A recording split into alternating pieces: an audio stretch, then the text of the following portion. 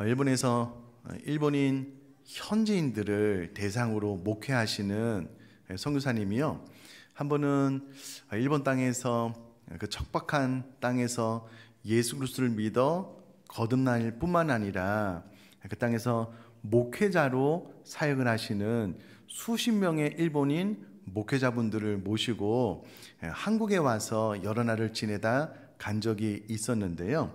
한국을 방문한 첫 번째 목적인 한국의 대형 교회 또 중소형 교회를 방문하면서 그 교회 성도님들이 어떻게 예배를 하는지 이제 여러 교회를 둘러보는 가운데 가는 곳마다 일본에서 사역을 하시는 일본 현지인 목사님들이 그 마음의 충격, 감동을 감추지 못했다라는 이야기를 들었습니다. 대형교회를 가봤더니요, 일본에는 그렇게 화려하고 큰 교회가 없을 뿐만 아니라 그 공간을 성도님으로 가득 채우는 모습도 본 적이 없거든요. 너무 충격적인 거예요. 더 은혜와 감동이 된 것은 많은 성도님들이 그 이른 새벽 시간에 와서 기도하는 모습, 또 금요일 저녁 늦게까지 목이 터져라 부르짖어 기도하는 모습을 보고요, 충격과 감동을 그 마음속에 많이 담았다라는 이야기를 들었습니다. 그런데 그 선교사님이요, 일부러 그 일정 가운데 한국에 있는 전쟁 기념관을 방문하게 되어서 우리 한국에서 일어난 전쟁에 대해서, 특별히 일제 강점기에 대해서 설명을 쭉 해드렸다는 거예요. 여러분, 그분들이 복음이 척박한 땅에서 예수 그리스도를 믿고 거듭나서 새 사람이 되셨잖아요. 목사님이 되셨잖아요. 그런데 그럼에도 불구하고 한국 역사의 전쟁에 대해서 쭉 이야기를 들을 때 딱 나오는 반응이 무엇이냐면, 무엇인가 잘못됐다, 오해가 있을 것이다, 이것은 사실이 아니다 라는 반응을 보이시더라는 거예요. 근데 그것을 100% 이해할 수밖에 없는 것이 무엇이냐면요, 그분들이 복음으로 인하여 새로운 사람이 되긴 하였지만 어렸을 때부터 그분들이 보고 들었던 역사, 보고 들었던 전쟁에 대한 이야기는 우리 한국인 성사님이 해준 이야기와 전혀 다른 거예요. 그 어렸을 때 보고 들었던 내용과 한국에 와서 전쟁 기념관에 와서 우리 한인 성사님이 이야기해주는 그 일제 강점기에 대한 이야기를 들어보니까는요, 전혀 맞지 않는 거예요. 이해가 안 되는 거예요. 그러니까 당연히 뭔가 잘못됐다, 오해가 있었을 것이다 라는 반응을 보일 수밖에 없었던 것입니다. 그것을 100분 이해가 됩니다. 왜 그러냐면 앞서 말씀드렸다시피 어렸을 때부터 보고 배웠던 역사관과 전쟁관이 그들이 생각하기에 그것이 맞다라고 생각하기 때문에 그렇습니다. 그런데 이와 같은 일이 오늘 본문에 또 나타나요. 유대인들과 유대 종교 지도자들은요, 어릴 때부터 모세오경 이하 성경을 보고 배우면서 어릴 때부터 분명한 메시아관이 마음속에 있었거든요. 그런데 그 메시아관과 예수님의 사역을 가만히 대조해 보니 예수님은 그들이 어렸을 때부터 보고 배웠던 메시아관과 예수님의 삶의 모습과 사역의 형태가 너무 다른 거예요. 그러니까 예수님을 하나님의 아들로, 구세주로, 메시아 기름 부음 받은 자로 인정을 할 수가 없는 겁니다. 인정이 안 되는 거예요.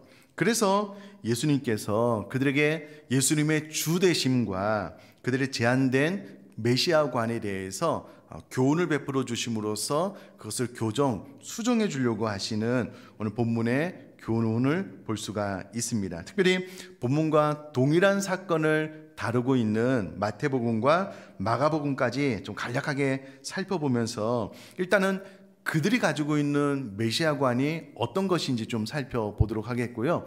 그들에게 예수님께서 어떤 교정, 어떤 교훈을 주고 있는지 살펴보고 마지막으로 우리에게 주시는 교훈 두 가지를 좀 나누려고 합니다. 우선에 마태복음 22장 42절 말씀을 보면은요, 너희는 그리스도에 대하여 어떻게 생각하느냐? 누구의 자손이냐? 대답하되 다윗의 자손이니이다. 예수님께서 너희들은 메시아를, 예수님을 누구라고 하느냐? 어떻게 생각하느냐? 그리스도에 대해서 어떻게 생각하느냐? 누구의 자손이냐라고 물었을 때에 그들이 다윗의 자손입니다 라고 대답을 함으로써 그들 안에 있는 이제 메시아관에 대해서 대답을 하고 있는데요. 유대인들은 메시아가 다윗의 후손으로 올 것에 대해서 어릴 때부터 보고 듣고 배웠습니다. 그리고 그 메시아는 하나님의 아들이다라기보다는 사람 가운데 뛰어난 어떤 인물로 생각을 하고 있었습니다. 뿐만 아니라 그들은 메시아가 다윗의 후손으로 와서 그들이 역사상 가장 위대한 왕으로 존경했던 다윗 왕처럼 지금 현재 로마의 압제에서 본인들을 해방시켜 줄 뿐만 아니라 다윗 왕 때에 그렇게 부강했던 나라가 되었던 것처럼 메시아는 그와 같은 왕국을 세울 것이다 라는 성경적이지 않은, 바르지 않은 잘못된 메시아관을 가지고 있었거든요. 근데 예수님께서 오셔서 내가 메시아다라고 이야기를 하시면서 사역을 쭉 펼쳐나가시는데 그들이 어렸을 때부터 배워왔던 로마의 압제로부터 해방시켜주고 그의 나라들을 부강케 할 만한 예수님의 사역의 모습을 보았느냐? 못 봤거든요. 예수님 그렇게 할 생각도 없으셨거든요. 그러니 당연히 유대인들과 유대의 종교 지도자들 눈에는 예수님이 구약 성경에 기록된 메시아가 아닌 거예요. 메시아가 될 수도 없는 겁니다. 그러니 당연히 예수님을 배척하고 모함하고 죽이려고 했는데요. 그래서 예수님은 오늘 본문에 나와 있는 이 내용 앞에 악한 포도원 품꾼의 비유를 통해서 하나님을 포도원 주인으로, 자신을 포도원 주인의 아들로, 그리고 유대 종교 지도자들을 포도원 소작인으로 비유하면서 교훈을 베풀어 주시면서 한 번 더 예수님 자신이 하나님의 아들 되심에 대해서 말씀을 했습니다. 누가복음 20장 19절에 보니 서기관들과 제사장들이 예수의 이 비유는 자기들을 가리켜 말씀하신 줄 알고 라고 기록된 것을 통해서 그들은 예수님께서 베풀어 주시는 비유가 자기 자신을 위하여 하는 것이다라는 것을 알았습니다. 뿐만 아니라 이것을 알았다라는 것은 예수님이 하나님의 아들이다라고 가르치는 비유의 내용도 알았다라는 것을 의미하지요.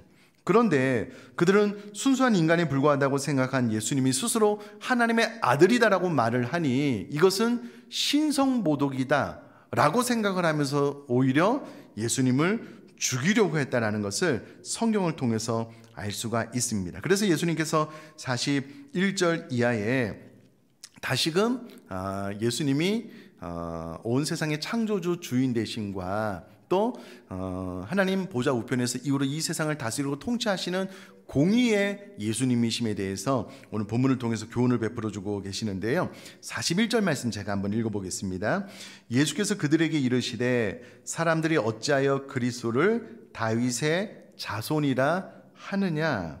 오늘 본문의 내용은 고난주간 제3일인 화요일에 있었던 사건인데요. 오늘 본문의 내용이 좀 과거의 사건과 다른 것이 무엇이냐면 과거에는 유대의 종교 지도자들이 난해한 난처한 질문을 예수님께 하면 예수님께서 대답하는 형태였다면 오늘 본문은 오히려 예수님께서 그들에게 물음으로써 예수님의 메시아 되심을 보여주려고 하는 적극적인 모습을 오늘 본문을 통해서 볼 수가 있습니다. 이미 앞서 말씀드렸다시피 예수님이 자꾸 하나님의 아들이라고 하니 신성모독일 뿐만 아니라 예수님을 하나님의 아들로 인정하지 않음으로 인하여 종교 지도자들은 예수님을 불법 교사로 생각을 하고 자꾸 난해한 공격을 통하여 예수님을 모함하고 어려움에 빠뜨리려고 했었는데요. 그때마다 예수님은 신적 지혜로 말미암아 너무나도 정확하고 분명한 대답으로 인해서 그들이 오히려 묻기를 두려워할 정도로 명쾌한 대답을 해 주셨습니다. 그럼에도 불구하고 그들이 예수님을 인정하지 않자 이제 예수님께서 오히려 그들에게 반문하면서 예수님이 가지신 권세와 능력을 다윗과의 관계로 설명을 해주고 계시는데요. 42절 말씀 읽어보겠습니다. 시편의 다윗이 친히 말하였으되 주께서 내 주께 이르시되. 우선은 이 말을 좀 풀어보면은요, 시편을 예수님께서 인용해서 그들에게 이야기를 할 때에 유대의 종교 지도자들은 성경에 능통한 자들이었기 때문에 예수님의 이 말씀이 시편에 기록된 말씀이다라는 것을 분명히 알았거든요. 근데 시편에 무엇이라고 기록이 되었냐면 다윗이 친히 말하였으되, 다윗이 무엇이라고 말했냐면 주께서 내 주께 이르시되라고 말을 했는데, 앞에 나와 있는 주께서라는 말은요, 이때 당시에 유대인들은 여호와라는 말을요 함부로 쓰지 못했습니다. 그래서 앞에 나와 있는 의미는 성부 하나님이라는 의미임에도 불구하고 퀴리오스라는 단어로 바꿨었는데요, 이 이야기를 들을 때 그들은 우리가 여호와 하나님을 퀴리오스로 바꿨었기 때문에 다윗이 말한 처음에 나온 주께서는 하나님 여호와를 향한 호칭이다라는 것을, 이 이야기를 듣는 유대의 종교 지도자들은 즉시로 알았습니다. 근데 문제는 그 뒤인데요, 다윗이 친히 말하되 하나님께서 내 주께 이르시되 말을 했다는 거예요. 근데 여기서 말하는 뒤에 내 주께가 바로 성자 예수님을 말을 하는 단어입니다. 그러므로 다윗이 성자 예수님을 인정했고, 성자 예수님을 나의 주인으로, 주님으로 고백함으로써 다윗이 그의 후손으로 오실 메시아가 인간적인 혈통을 가지신 메시아임과 동시에 하나님의 아들로서의 메시아다라는 것을 이미 시편에 고백을 했다. 너희들도 이 사실을 잘 알지 않느냐라고 예수님께서 이야기를 해주시는 대목입니다. 가만히 들어보니까는 이 성경 해석이 맞거든요. 어떻게 항변할 수 없는 내용을 예수님께서 설명을 해주고 계시는 것이거든요. 자신의 자손을 주라고 부르는 것은요, 유대인들에게 있어서 생각지도 할 수 없는 그런 일입니다. 예를 들어서 여러분, 우리가 우리 자녀를 향하여, 우리 손자들을 향하여 내 주 성자 예수님입니다 라고 고백을 할 수 있겠냐고요. 그것은 불가능한 일이잖아요. 말이 안 되는 일이잖아요. 그런데 다윗이 본인의 후손을 향하여 하나님의 아들로서의 주를 시인하고 인정했다라고 이야기를 함으로써 다윗은 정확하게 성자 예수님을 고백한 것이다 라고 설명을 해주고 있습니다. 그러므로 이 말을 통해서요, 유대 종교 지도자들은, 유대인들은 예수님을 단순히 다윗의 후손으로서의 뛰어난 인간이 아니라 하나님의 아들로서의 예수를 인정해야 된다는 것을 교훈해주고 있음을 알 수가 있습니다.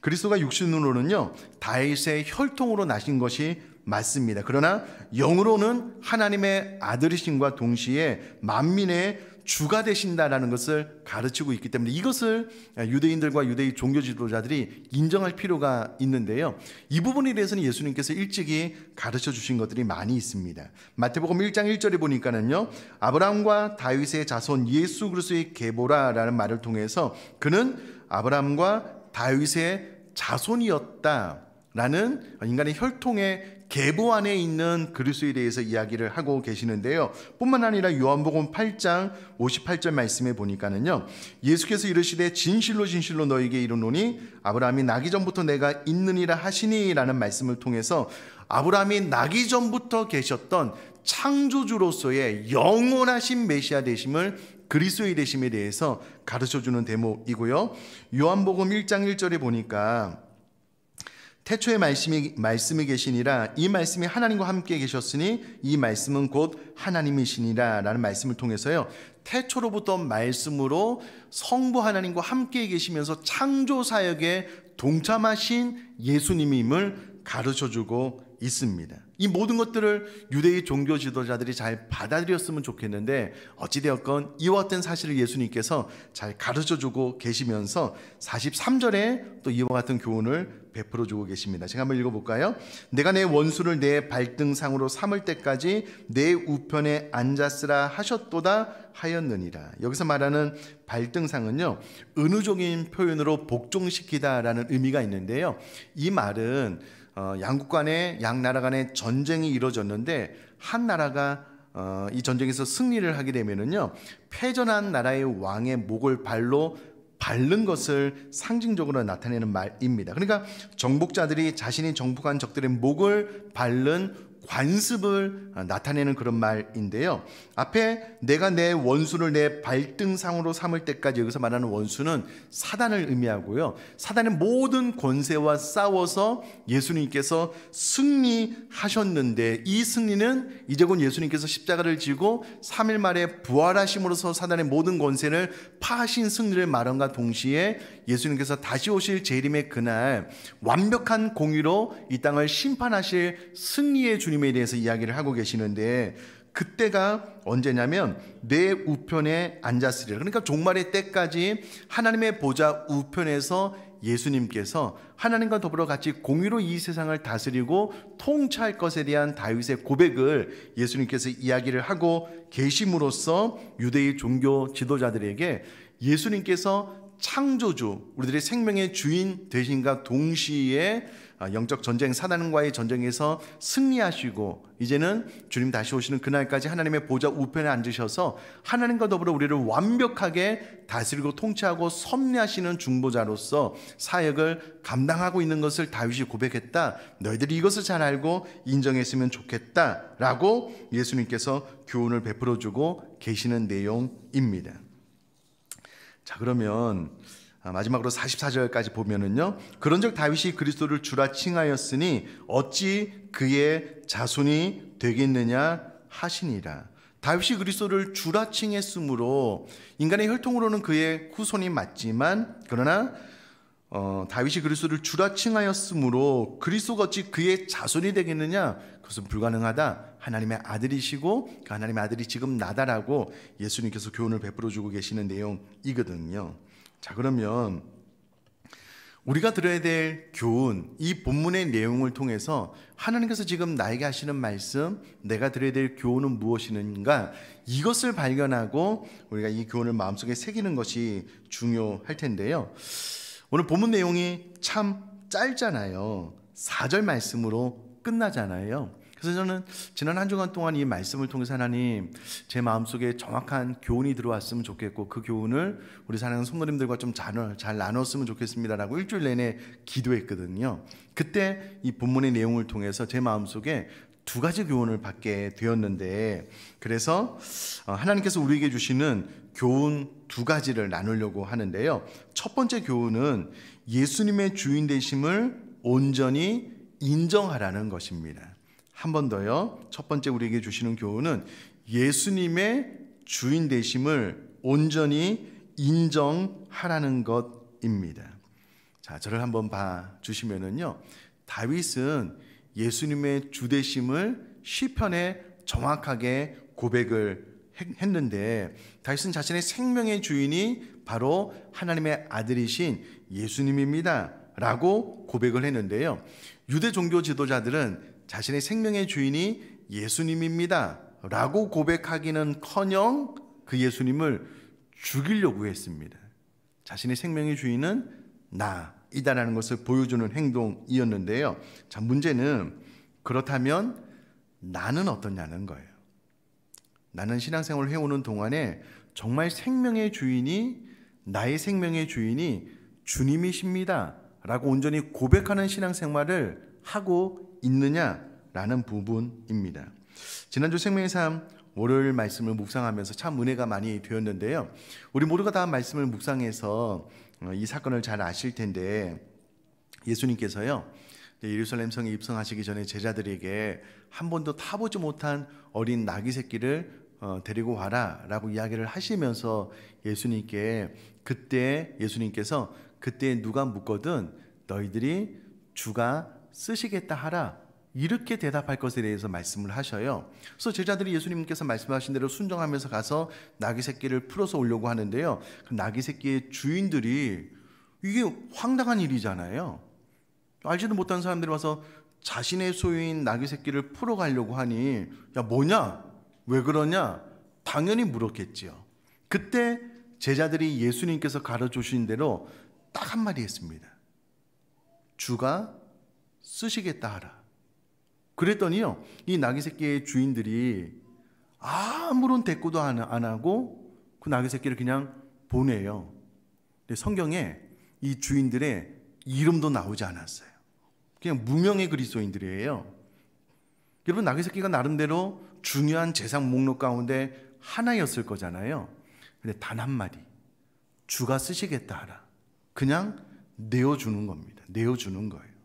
저는 월요일 말씀을 통해서 정말 예수님이 진짜 나의 주인된 삶을 살아가는 사람들의 모습을 본 거예요. 자신의 생명도, 자신이 소유하고 있는 모든 것도, 이 모든 것들의 주인이 주님이시기 때문에 주가 쓰시겠다라고 하니, 이 모든 것들의 주인인 주님께서 쓰시겠다고 하니 그냥 내어드리는 거예요. 그냥 내어드리는 겁니다. 저는 이 말씀을 통해서 그렇지, 초대교회 성도님들의 삶을 가만히 들여다보면은요, 자신이 소유했던 물질들을 자기 것이라고 주장하는 이가 없었습니다. 교회 가운데 어려움을 겪는 이들에게 자신의 소유를 팔아서 아낌없이 주는, 또 주께서 거두어가신다라고 했을 때에 본인의 생명을 하나님 앞에 아낌없이 드려 순교로 주님을 따르는 많은 그리스도인들의 모습을 보잖아요. 진정한 의미에서 주님이 자신의 생명의 주인됨을 삶으로 보여주었던 많은 기사들을 보게 됩니다.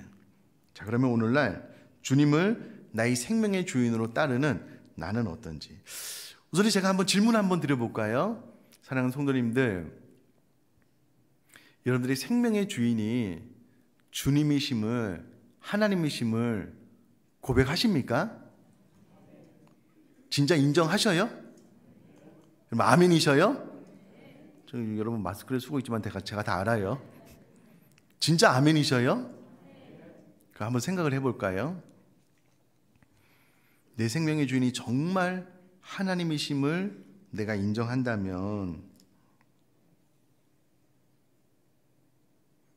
어느 순간 하나님께서 내 생명을 훅 걷어가시면 내 생명의 주인이 하나님이시기 때문에 인정하시겠습니까?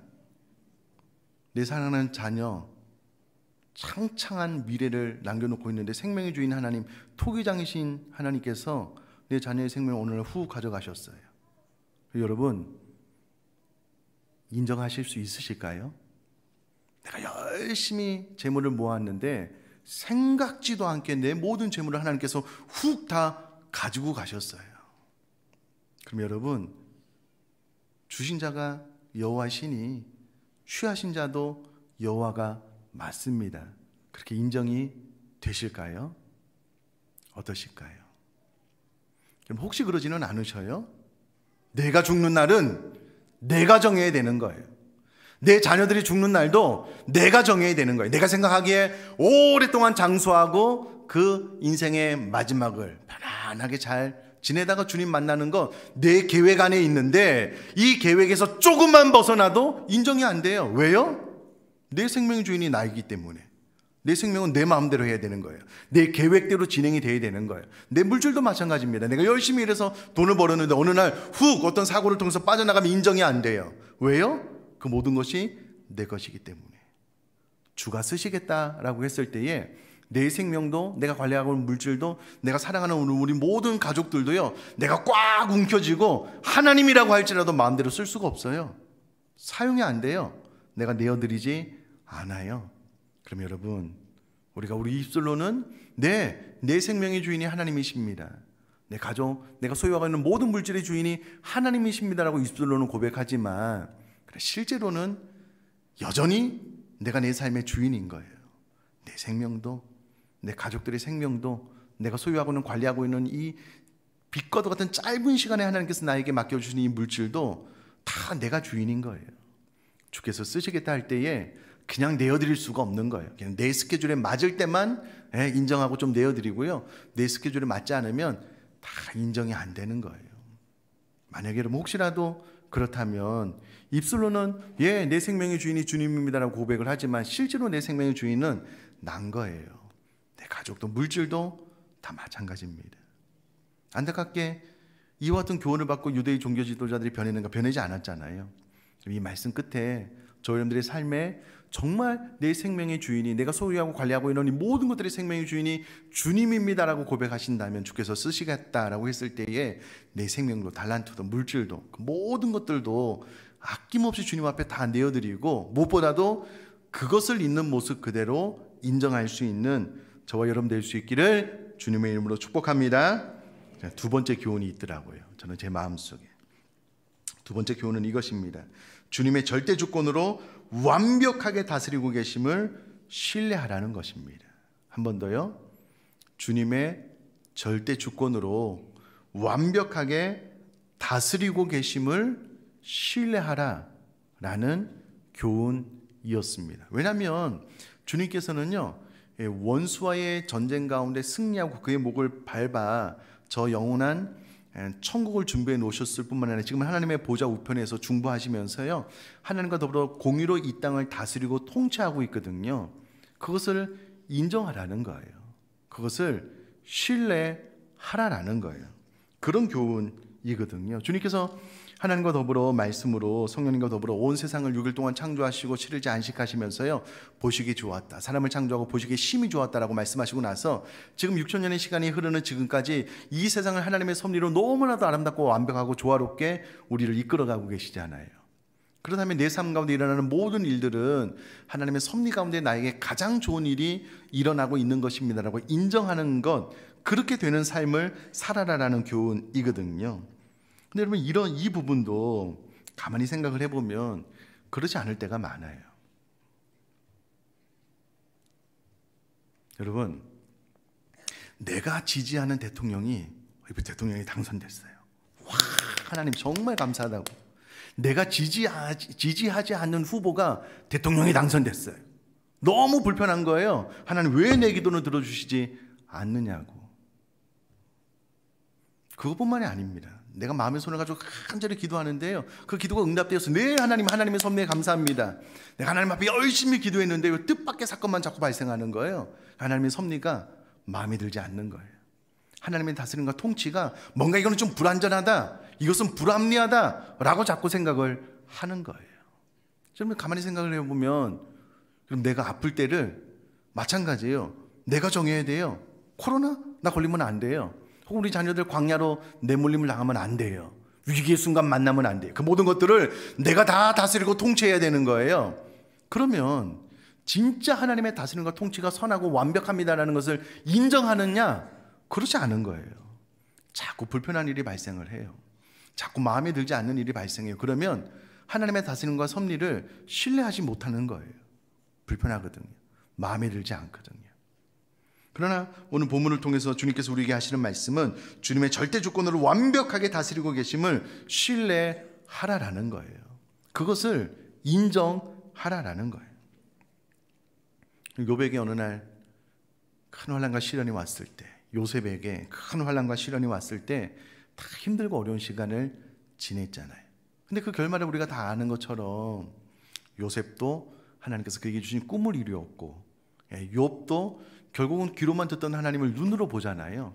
둘 다 그 어려운 시간을 보내면서 여러분, 하나님의 섭리를 인정하지 않고 신뢰하지 않으면 너무 답답하고 힘들 거예요. 왜 나에게 이와 같은 삶이 일어나냐고. 우리 사랑하는 자녀들이 어느 날 광야로 내몰림을 당했어요. 너무 하나님을 향하여 불편한 거예요. 왜 이렇게 어려운 시련과 질병을 주시냐고. 시간이 다 지나고 나면 그 광야길을 통하여 이 아이가 하나님을 의지하는 법을 배우고 하나님 앞에 인격과 마음이 넓어가고 정말 하나님을 신뢰하는 신앙으로 거듭나게 하시고자 하는 하나님의 섭리의 진행인데, 그 과정을 우리가 잠깐 참지 못해서 인정을 할 수가 없는 거예요. 그래서 여러분, 이와 같은 교훈을 주님께서 우리에게 주시는 거잖아요. 지금은 예수님께서 하나님의 보좌 우편에서 우리 모두를 위하여 중보하시면서 하나님의 공의로운 통치와 다스림에 예수님이 동참하고 계심으로 이 땅 가운데 주님의 절대 주권으로 완벽하게 다스리고 계시거든요. 이것을 신뢰하라는 거예요. 이것을 인정하라는 거예요. 내 생각, 내 계획, 내 타이밍에 딱딱딱딱 맞아 떨어지지 않더라도 이것을 인정하는 신앙생활을 할 것에 대해서 주님께서 이 본문을 통해서 우리에게 가르쳐주고 계신 것 아니겠습니까? 그러면 우리가 주님의 다스림과 통치 섭리를 제한하지 말고 그냥 인정하시면 안 되겠습니까? 하나님, 솔직히 제 마음에 들지 않는 대통령이 당선됐는데 그래도 이것도 합력해서 선을 이루실 하나님을 내가 신뢰합니다. 하나님, 요즘 내 가정에 질병도 있고 또 재물도 그렇고 여러 가지 힘든 일이 많지만 그러나 이것도 자신의 생명까지 아끼지 않고 나를 위하여 내어주신 주님께서 나에게 가장 필요하고 효과적이어서 나에게 베풀어 주신 것을 내가 믿습니다. 이 환경을 통해서 주님께서 나에게 주시는 교훈을 내가 잘 받기를 원합니다. 또 이 환경을 통해서 내가 우리 사랑하는 자녀들이 잘 성장 성숙해 되기를 원합니다 라고 기도하고 인정을 할 때에 주님의 절대 조건으로 완벽하게 다스리고 계심을 신뢰하는 반응이다라는 것을 기억을 하고, 혹시라도 내 마음속에 지금 이 두 가지 교훈을 딱 들을 때에 내가 잘 못했네, 믿음으로 반응하지 못했네 라고 마음속에 부딪혀오는 것들이 있다면 회개하고 반드시 예수님의 주인 되심을 온전히 인정할 뿐만 아니라 주님의 절대 조건으로 완벽하게 다스리고 계신다는 것을 신뢰함으로 불평하고 원망하지 말고 감사합니다, 선하신 길로 합력하여 선을 이루실 주님을 찬양합니다 라고 반응할 수 있는 저와 여러분 될 수 있기를 주님의 이름으로 축복합니다.